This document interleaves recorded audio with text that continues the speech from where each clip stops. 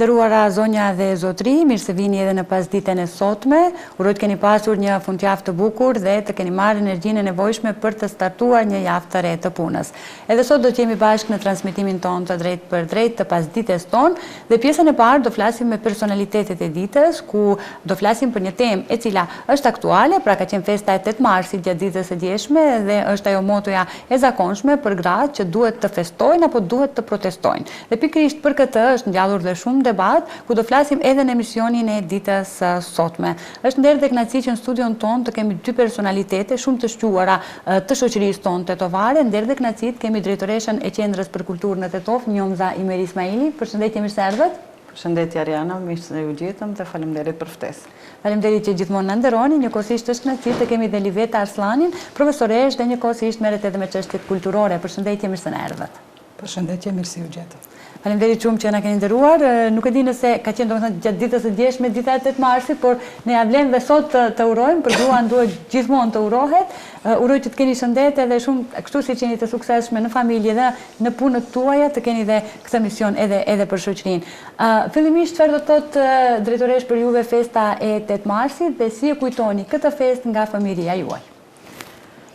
Atëherë, unë e qmoj si datë me që lidhet me gruan, por të them të drejtën për ta festuar, nuk jam edhe kogja shumë e bindur, akoma ndoshta në këtë kohë ku jemi tani për tani që flasim. Nuk jam edhe kundër festave, sepse gratë meriton edhe të festojnë, por jam kundër festimit të një dite në 365 ditë të tjera. Më thonë, një jetë kushtuar nënës gruas nuk është e mjaftueshme, jo më një ditë në vit, kështu që jam i thara asaj që ende kemi punë për të bërë. Nuk është problemi vetëm tek ne, kjo është problem pak më i gjerë, por ne duhet të flasim për jetën shoqërore ku jetojmë ne, ku veprojmë ne, dhe besoj që ende kemi punë për të protestuar në këtë aspekt. Megjithatë, shfrytëzoj rastin të gjithë që e kanë ndjerë veten të kënaqur prej jetës së tyre, që kanë festuar, shfrytëzoj rastin t'ju uroj si fest, e çmoj sepse kjo datë është iniciuar nga një grup gra shumë të guximshme, të cilat e kanë ndjerë veten jo të barabartë me pjesën tjetër, domethënë me burrat, dhe mbas të atyre protestave është shënuar edhe kjo ditë, dhe unë vazhdoj akoma ta kultivoj si të tillë, sepse rezultati nuk është ai që kemi pritur të jetë. Do me thonë, nga ajo kohë deri më sot ne akoma kemi të bëjmë derisa e kemi ende temë bisede të drejtat e grave, se do me thonë këtu ka diçka që ngec. Andaj jam me mendimin që ende ka punë për të bërë. Nga fëmijëria juaj si kujtoni 8 marsin, si ka qenë? Po tani dallojnë gjërat, nuk mund të themi se kemi mbetur në vend, kanë lëvizur, po janë do hapa shumë të vështira, janë do hapa me thera, diçka të shtruara do rrugë, kështu që nuk jam me mendimit se ende jemi aty ku duhet jemi. Në krahasim me vitet e kaluara, me vërtet ka dallim, sepse në fëmijërinë time ndoshta shumica e grave ishin ende nuk kishte, intenca ishte shumë e vogël për të shkolluar, ndërsa sot nuk i bisedojmë ato gjëra, por ka edhe gjëra tjera, do me thonë, tani mund të bisedojmë për cilësinë e shkollimit, tani mund të bisedojmë për disa gjëra të tjera, jo më për atë kohë që bisedonim ato tema. Andaj ka dallim për të mirë në disa aspekte, por ka edhe shumë punë për të bërë. Shumë e vërtet. Liveta, çfarë do të thotë për ty 8 marsi dhe si kujton ti 8 marsin nga familja jote? Në përgjithësi si fest, do me thonë për dikë llogaritet protest dhe për dikë fest. Unë vetë nuk e shoh ende se jam në atë pjesën ku duhet të festoj, mendoj se ende jam duke protestuar çdo ditë. Kur unë zgjohem është protest për të drejtat e mia, të drejtat e grave. Drejtoresha e tha shumë mirë, nuk festohet një ditë gjatë gjithë vitit. Nuk e dua atë lule nëse krejt ato 365 ditë të tjera i kam në errësirë. Andaj unë vetë personalisht e shoh si protest, po njëkohësisht ato gra që mendojnë se janë të plotësuara, janë të arrira në jetë, i kanë përmbush krejt ato pritjet nga jeta që i kanë pas, normal se i uroj.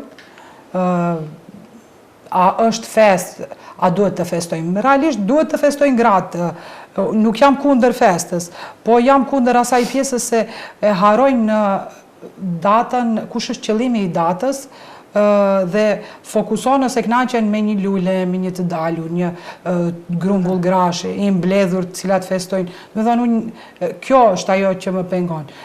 Më mirë do të ishte një debat konstruktiv sa i përket kësaj pjese, se sa të mblidhemi diku edhe të kërcejmë sonte, nesër kur dëgjojmë mëngjes, realiteti vazhdon që të jetë i njëjtë. Sa i përket familjes time, në kohën kur unë kam qenë, unë e mbaj mend, do me thënë, nga shkolla fillore, ato kartolirat e bukura, ato mesatimet, ato lule që më nxise gjenim, t'i blenim, t'ja dërgonim mamit për 8 marsin. Ashtu janë kujtimet e mia të parave 8 marsin. Duke u rritur, duke kuptuar se çfarë date është 8 marsi, duke ndryshuar bindjet, duke ndryshuar idet, kjo. Po, do me thënë më shumë duhet të protestuar se sa festuar, sipas jush, po. Desha edhe pak të ndërlidhem nëse mundet të jana. Do me thënë, edhe unë edhe Liveta u aurojmë disa grave, por më shumë fokusohemi të u aurojmë atyre grave që ndjehen të plotësuar. Do shta në ndonjë aspekt të jetës edhe unë, edhe Liveta, edhe ti, edhe shumë gratë të tjera ndjehen të plotësuara për të festuar një ditë në vit. Por nuk është kjo çështje individuale, është çështje shumë më e gjerë, është çështje shumë që tangon një shoqëri të tërë. Nëse ne nisemi në aspektin individual, atëherë të gjithë do festonim, ndoshta, ose shumica do të festonim.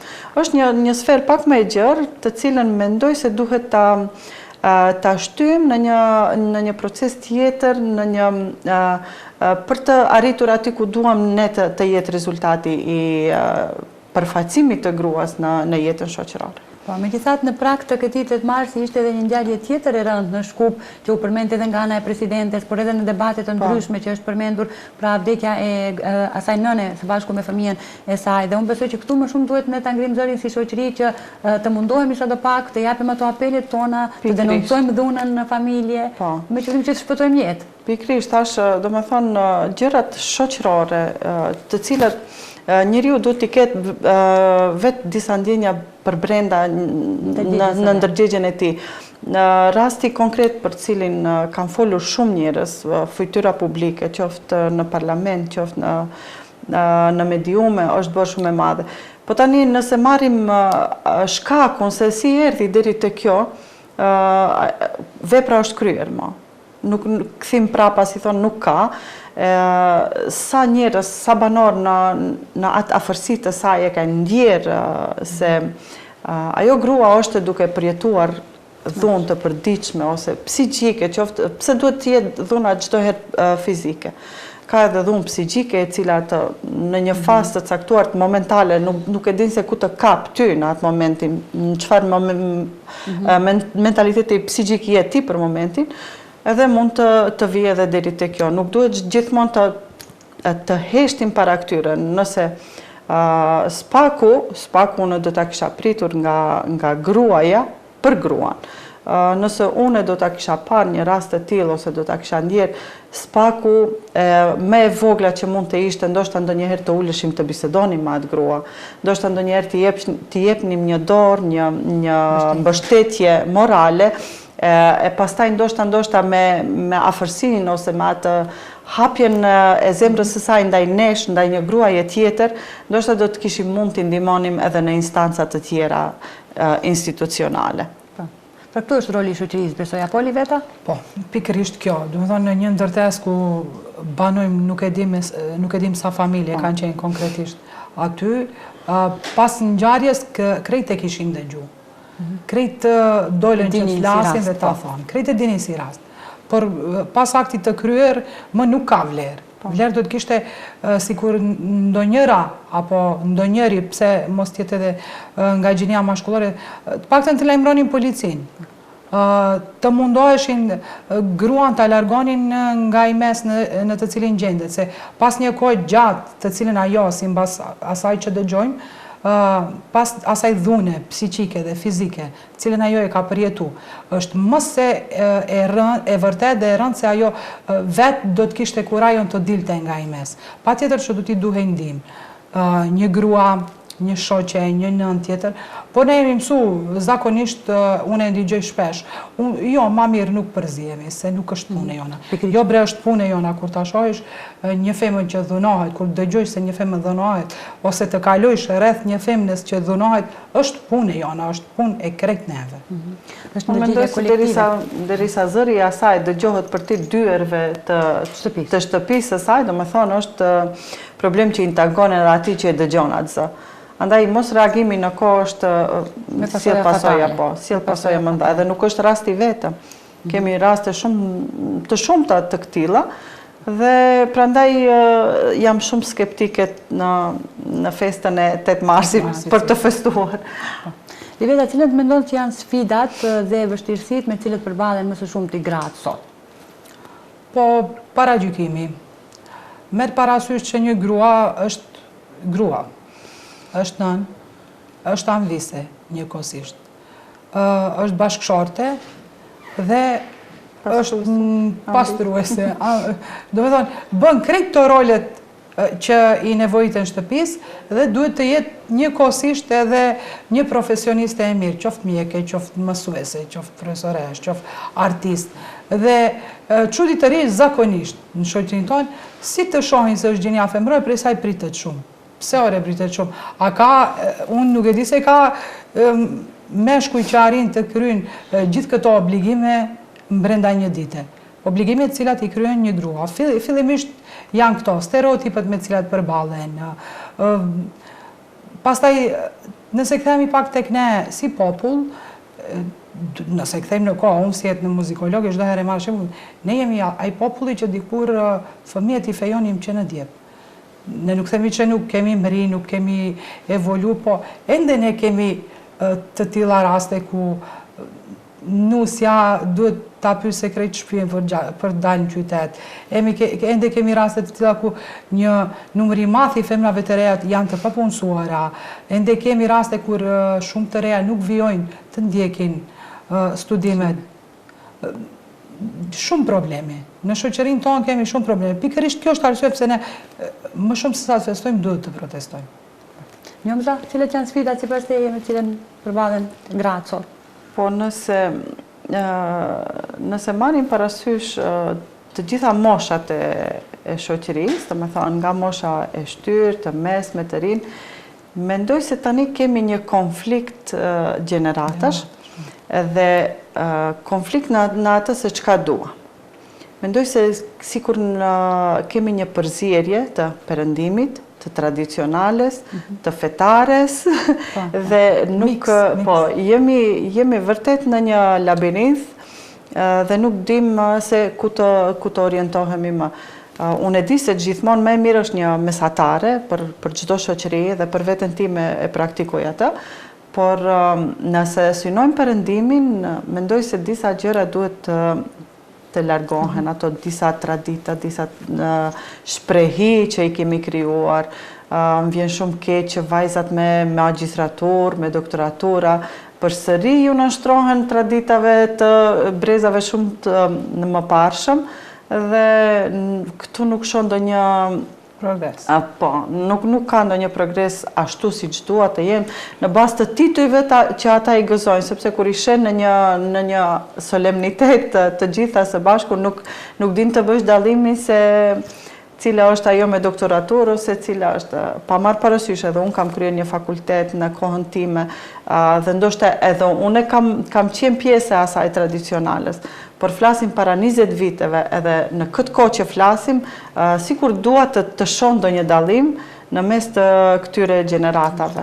Nëse nuk ka, unë them shoqëria që nuk bën ndryshime, nuk jeton. Po, Liveta, do të shtojë diçka? Unë në fakt përsëri duke u nisur nga etnomuzikologjia, unë jam për ta mbrojtur traditën, të bukurën, vallen, këngën, veshjen, çdo gjë që na përket neve si popull. Po, jo më këto konkretisht, besoj drejtoresha e ka, në këto tradita që i kemi shpikur prej asgjekundi. Pak kemi marrë prej turqve, disa të shpikura, do me thënë, kam bën një mix gjërash që më edhe nuk kanë kuptim. Edhe një 20 vjeçare, një 23 vjeçare, ose një nxënës e shkollës së mesme që ka synim të mbaroj shkollën e mesme dhe pastaj të martohet, për mua s'bën sens.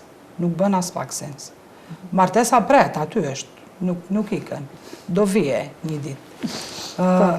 Këto përmbushja e vetës, profesioni, zgjidhja njëherë e problemit me vetën, me mënyrën se si një femër do të jetoj, fillimisht ta respektoj vetën, që pastaj ta respektojnë të tjerët, se si të kesh kështu sinime prej në moshën 15 vjeçare, normal se në të ardhmen nuk do kesh guzim ta ngrejsh zërin.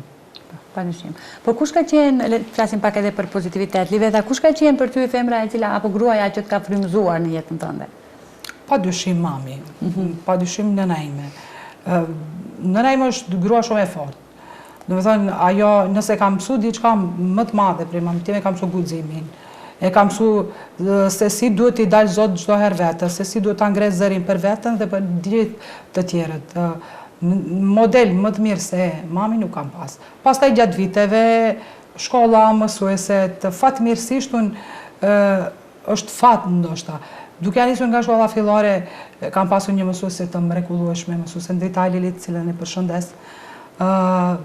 Duke vazhduar në shkollë të mesme të muzikës në Tetov, aty kam pasur fatin të kem profesor shumë të mirë, çdo herë përmend profesoreshën Teuta Alimi, një profesoreshë mrekullueshme, një frymëzim. Do të thonë, gjatë viteve jam frymëzuar nga gra shumë të forta.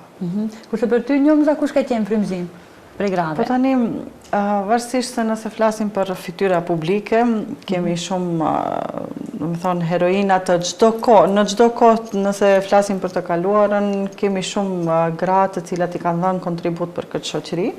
Por megjithatë, ato themele të shëndosha të një njeriu, të një identiteti, personaliteti krijohen brenda familjes. Do të thonë, gjithmonë, edhe pse unë pak më shumë jam e lidhur me babin këtë aspekt, por megjithatë nëna si figurë mbetet e pazëvendësueshme dhe figura tjera të cilat ndoshta në këtë kohë do t'i veçoja, pse jo mos ta marrim shembull Vjosa Osmanin, pse jo mos ta marrim shembull Grida Dumën, e cila për momentin në listën time është në top 5 e parë me siguri.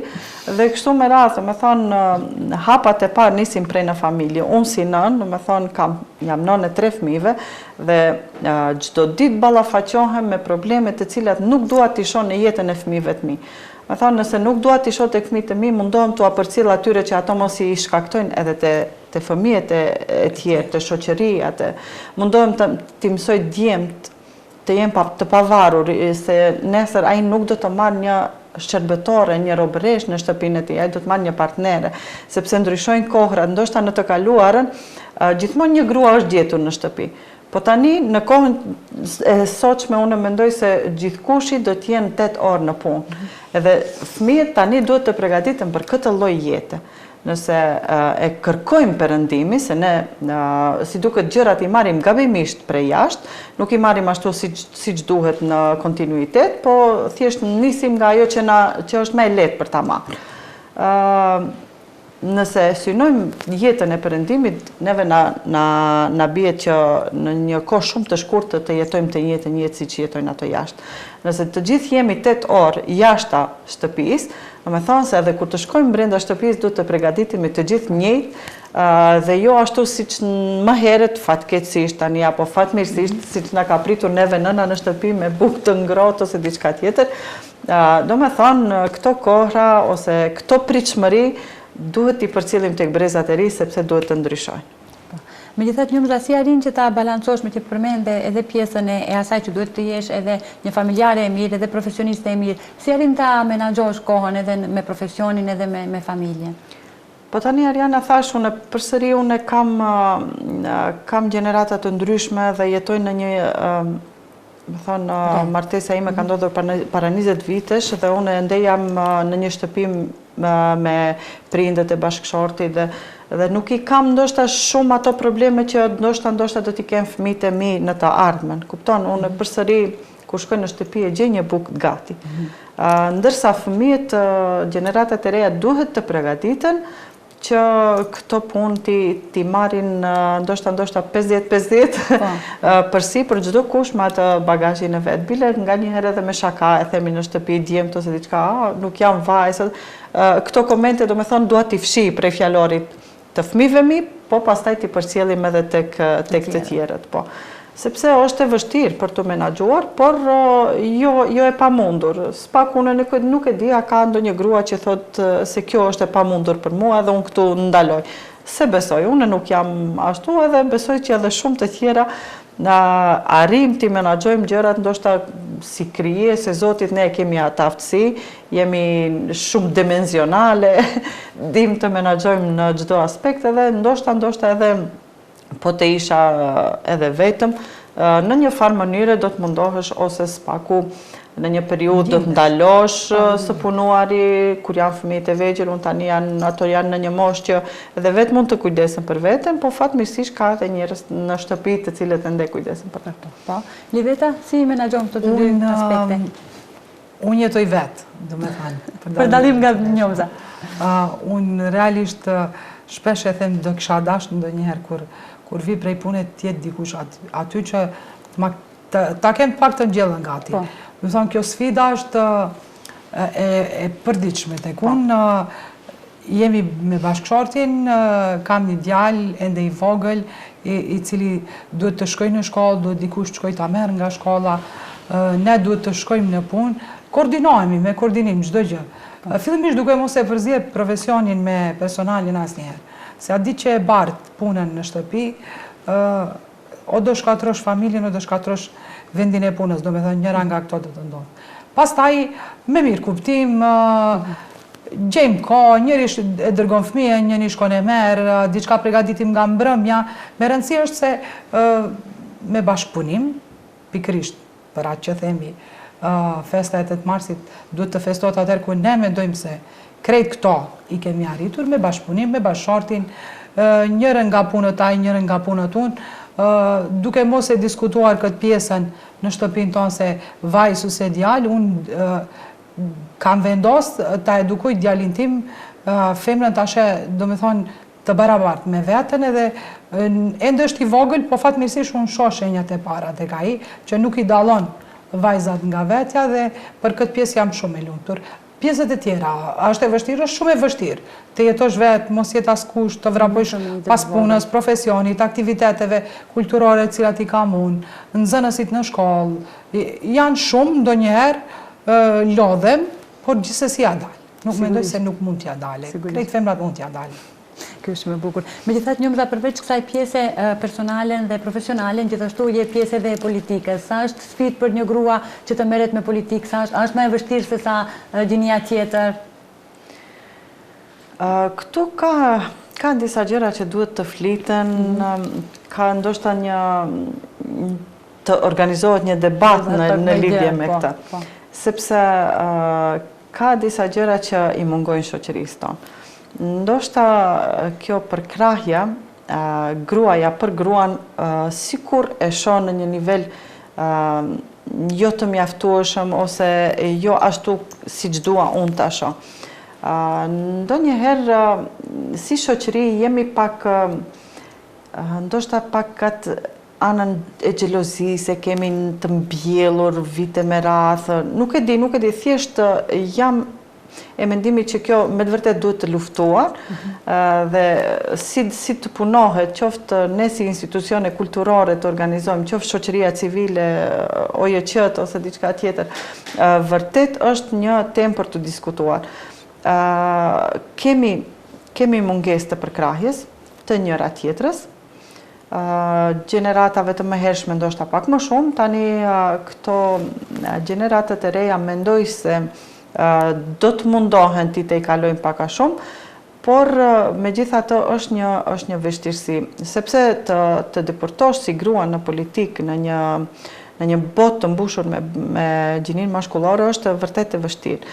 Dhe për të arritur balancin e jetës tënde private me atë politike, duke e ditur se në çfarë rrethanash vepron politika në Republikën e Maqedonisë së Veriut, vërtet është sfiduese, nganjëherë shikon në pasqyrë e thush a ja vlen nesër të vazhdoj këtë luftë, por nëse ndalem unë, ndalet edhe dikush tjetër, atëherë mendoj se kjo nuk i shërben procesit.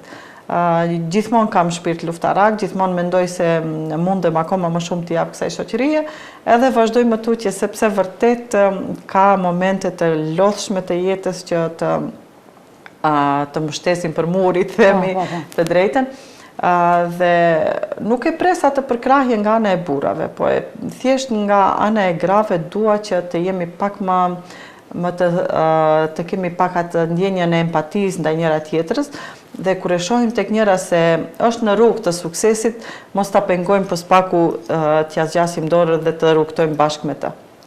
Liveta, për këtë mbështetjen që duhet t'ja bëjmë njëra tjetrës gratë, pra gruaja ndaj gruas tjetër, mendon që duhet punuar më shumë në këtë drejtim? Patjetër që po. Ne xhelozin ndoshta si popull e kemi më të lartë se sa që kemi vetë empatinë. Ndaj njëri tjetrit në përgjithësi, pastaj gruaja ndaj gruas.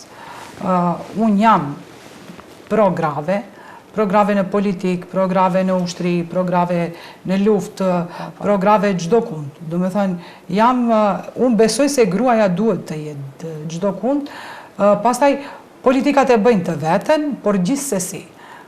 Edhe kur bindja politike është e ndryshme, tek unë, një femër e suksesshme, rrëzon çdo bindje politike që mund të ekzistojë. Dhe mendoj se kjo duhet të jetë tek çdo femër. Kur unë shoh në rrugë të drejtë, të rregullt, kur shoh një grua që me të vërtet do të punojë, kur shoh një grua që ka mbrinë një vend që zakonisht ka qenë vend meshkujsh, si post politik ose si detyrë, gjithsesi si do që të jetë. Dhe po ua kalon atyre, për mua nuk përbën problem çështja politike, mendoj se duhet të jemi përkrahas, unë mundohem të jem përkrahase në këtë aspekt, si në kulturë, si në arsim, kudo që të jetë, do me thënë, nuk dëshiroj t'ja ndali rrugën një gruas për shkak të bindjes time politike e para gjë, e cila ndikon sot pafundësisht tek ne. Arsyeja e parë, pse nuk e përkrahin njëra tjetrën, është sepse kanë marrë urdhra që mos ta përkrahin e para bindjet politike, e dyta empatia e ulet shumë ndaj njëra tjetrës. Dhe unë personalisht çdo herë them unë, sepse çdo herë nisem nga vetja, edhe kur jap mesazhet, unë mendoj se këto të dyja, empatia duhet të jetë shumë më e lartë kur bëhet fjalë për gruaja për gruan, dhe bindjet politike pastaj më nuk duhet të ekzistojnë në mesin tonë kur bëhet fjalë për një grua të suksesshme. Nëse e shohim se ka sukses, le të rrugëtoj. Nëse ajo do të jetë e suksesshme pas vetes, do të na marrë të gjithave. Padyshim. Megjithatë, cila do të ishte ai moment kur të ka bërë krenar ty me veten tënde, ose të ke bërë diçka në jetë në aspektin e gruas që do të mbureshe me ta? Shif, unë po ja nisi nga arsimi, nga nxënësit e mi. Unë jam pafundësisht krenare kur shoh mesazhet e tyre, profesoresht e frymëzim për ne. Do të thonë, njëherë krenarimet madhe nuk ka. Se para se të jem profesori tyre, dëshiroj të jem ajo e cila do të ndryshoj diçka tek ata fëmijë. Pastaj, ndër vite me aktivitetet, kam thënë se stereotipet, paragjykimet tek ne si popull janë shumë interesante, posaçërisht në kulturë. Po ta tregoj një rast kur kam nis në shkollë të muzikës, në shkollë të mesme. Unë vi nga një fshat, nga Poroj, që është shumë afër qytetit, po ta shohish në largësi.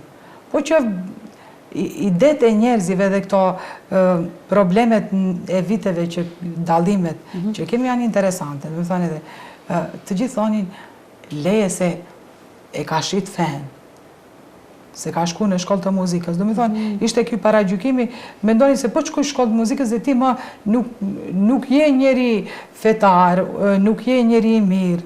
Unë kam vazhdu t'jem shumë fetare brenda vetës, vazhdoj të besoj në krejt ato që kam besu para se të filloj si nxënëse e shkollës së muzikës, para se të vazhdoj fakultetin, dhe me aktivitetet kur merremi. Do të thonë, vajzat me djem nuk kam problem.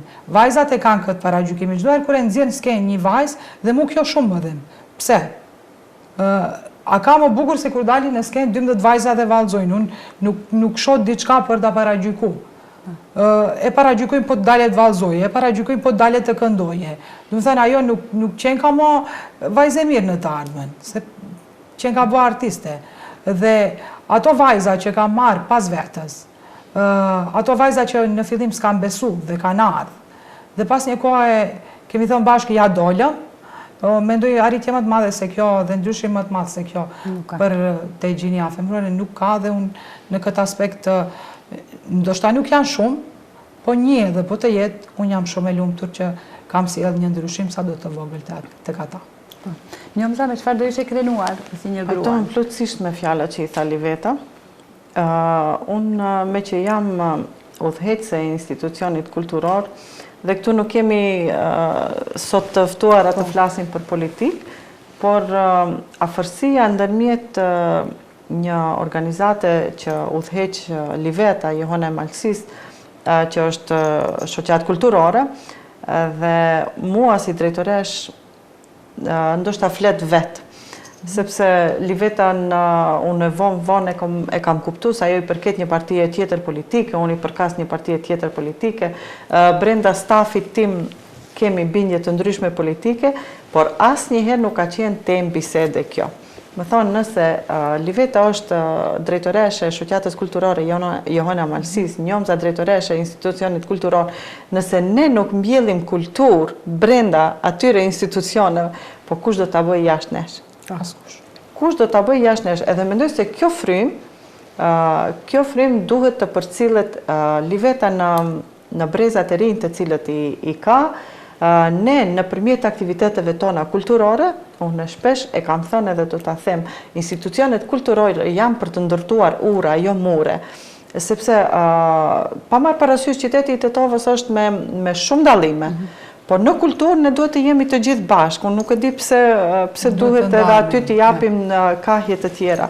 Andaj si drejtoreshe e këtij institucioni, vërtet jam munduar edhe deri në fund të mandatit tim, unë do ta luftoj këtë që e vetmja bukuri që duhet të dalë nga e institucion është kultura dhe asgjë tjetër. Pa marrë parasysh bindjeve politike, fetare, po thjesht ajo fetarja që është akoma shumë më personale se nuk ka të bëjmë me atë, ne jemi institucion shtetëror dhe tamam puna të vije në shprehje bisedat të nivelit aq të ulët në një institucion kulturor. Andaj unë dua të them se në institucionet kulturore dhe shoqatat të cilat merren me kulturë, ne vetëm duhet ta lulëzojmë kulturën në qytetin tonë dhe vetvetiu këto aktivitete që ne do t'i zhvillojmë, vetvetiu do mbjellin frym tek brezat e rinj, ashtu siç duhet të frymoj qyteti i Tetovës. Dhe besoj që kjo do ishte edhe një krenari për mua, nëse të arri këtë synim timin, dhe krenari është për mua çdo ditë nga pak gjërat të cilat më plotësojnë. Duke nisur prej në shtëpi, duke nisur prej të familja të cilin e llogaris institucionin prima artimin, dhe çdo ditë me gjërat e imta unë plotësohem shumë, veçanërisht në sektorin them shoqëror tjetër me të cilin ballafaqohemi çdo ditë, me njerëz të cilët mundohemi t'ju ndihmojmë, aty ndoshta e gjej veten akoma më shumë dhe plotësohem kështu krenaria sikur plotësohet çdo ditë nga pak.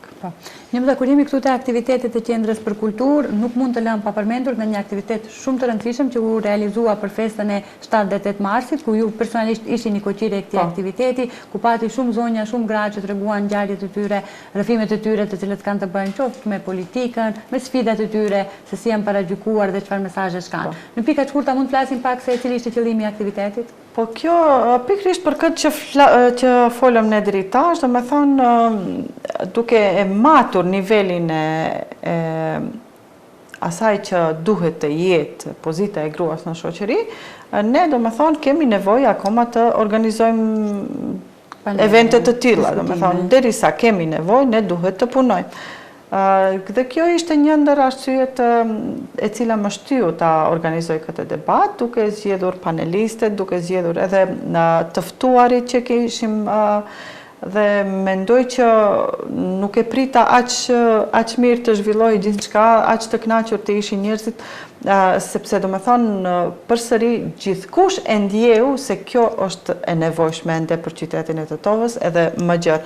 Ndoshta për vendet rurale të flasim akoma më shumë ka nevojë për të punuar, por derisa edhe në një qytet me 2 universitete ne kemi nevojë të punojmë në lidhje me pozitën e gruas, atëherë vërtet është ka njëherë thuash 8 marsi fest apo protest, këtu bim ndesh vetë me po si që tha edhe zonja Miqire me Rusi më pëlqeu shumë, tha nuk jam kundër festave, pastaj në bisedë lirë kur ishim, tha le të festojnë, po kjo është një organizim shumë i bukur, tha. Le të mbushen njerëzit ta me informacione, le të marrin atë mesazhin që duhet ta marrin. Pastaj le të festojmë, ani le të dalë ajo e keqja, edhe ajo e keqja që kemi për brenda diku duhet të dalë. Por ishte shumë i vlefshëm, mendoj, edhe besoj shumë i nevojshëm, ndoshta edhe shumë panelet të tilla brenda vitit duhet të organizojmë ne si institucion kulturor, që deri diku të arrijmë diçka ndoshta të një grup njerëzish të caktuar, sepse gjithçka nuk mund të sjell vetëm qendra për kulturë, por të gjithë nga pak, nga një tull bëhet mur. Ashtu si përmendet më herët bashkëpunimi. Sa i përket drejtoreshas, desha të ndërlidhem tek pjesa e panelit, do me thonë, pjesa e panelit nuk është e vetë mja gjë e bukur që realizohet kohën e fundit në Pallat të Kulturës, janë të shumë ta aktivitetet, e ceki edhe vetë drejtoresha më herët, po e cek edhe unë, e ndjej si obligim, si kryetare një shoqërie kulturore artistike, do me thënë, unë nuk gjej vend për paragjykim, ose nuk kam gjetë derën mbyllur asë njëherë në shtëpinë e kulturës. Është fakt se unë jam rritë aty, po ndonjëherë politika e bën të vetëm. Po kësaj radhe, mendoj se kështu duhet të jemi të gjithë. Në këtë formë unë radhitem pas grave të suksesshme. Kjo është mënyra se si unë zgjedh të ndjek gratë e suksesshme. Do me thonë, drejtoresha Njomza është një shembull i duhur se si një grua e suksesshme duhet të jetë.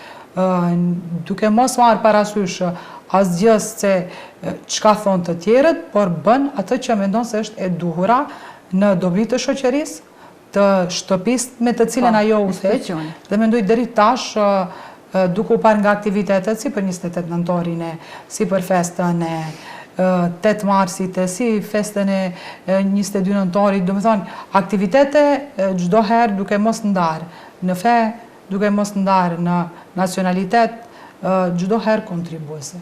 Kështu duhet të jenë gratë e suksesshme në fakt. Shumë e bukur. Dhe për fund, cilat ishte ajo porosi ose ai mesazh i veta për një vajzë të re, për shembull? E para, si mbas me çdo herë të ngrenë zërin për veten e tyre. Kjo është më me rëndësi.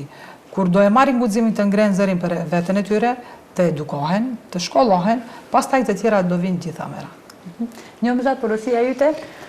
Po, i bashkangjitë mendimit të Livetës, do me thonë jemi aty me mendime bashkë të dyjat, do të kisha kërkuar nga çdo i ri dhe e re, pa mos krijuar personalitetin e vetë, identitetin e vetë, mos të ngarkoj vetë edhe me diçka tjetër që për të do jetë mbi ngarkesë. Thjesht pasi të krijohet personaliteti në vetë, atëherë kemi mënyra të shumta dhe dim aq mirë të menaxhojmë gjërat gjatë jetës, sa që befasisht e gjem veten ndoshta edhe diku tjetër ku ndoshta në një periudhë të caktuar nuk e ke menduar se do jesh aty.